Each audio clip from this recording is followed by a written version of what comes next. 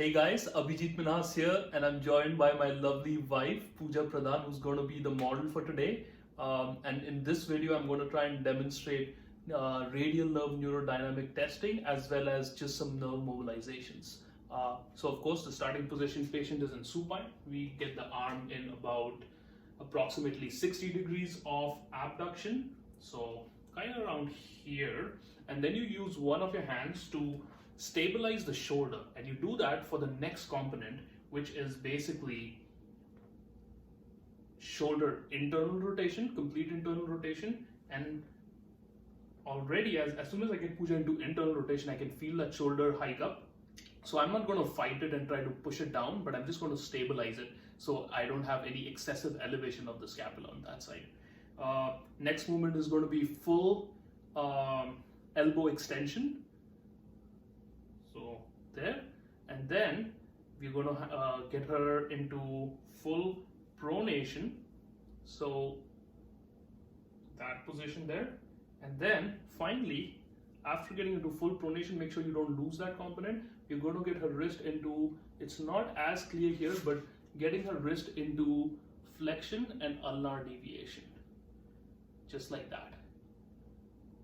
So that is a positive test is not pain or irritation, but reproduction of the original symptoms anywhere around the radial nerve course. Because I don't know anybody who really likes neurodynamics, because there's a little bit of that zinging, zapping, electric shock sensation for everyone. So again, it's positive sign is not discomfort, positive sign is reproduction of previous symptoms. Now, if you want to give your patient some nerve mobility or neurodynamic stretches for the nerve, you can start by, in her case, I can already feel that she's pretty stiff, so I'll start with a slider, which is the head bending on the same side. So I'll have you side bend your head towards the same side, and that should decrease some of the tension that she's feeling. Is that a little better? Right, so that would be just going back and forth into sliders while she feels that tension here. We could also get her into, in an advanced stage, into a tensioner, which is side bending away from that side. So nice and slow. How does that feel?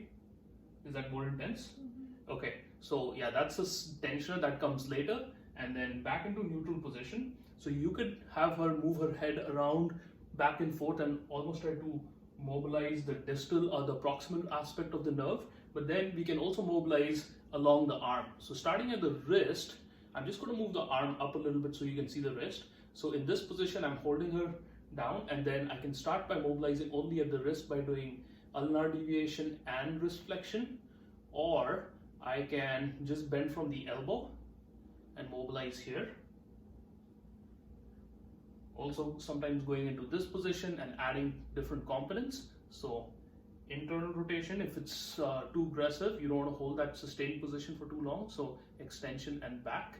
So these are, and also, also back into abduction, internal rotation, stabilize the shoulder, get the arm straight, pronation, and then wrist flexion, ulnar deviation. You could also do a little bit of depression here, definitely a more aggressive way, so I won't do it right away. And finally, you could also do some distraction in the arm, just pulling the arm, trying to mobilize that nerve. Perfect. Good.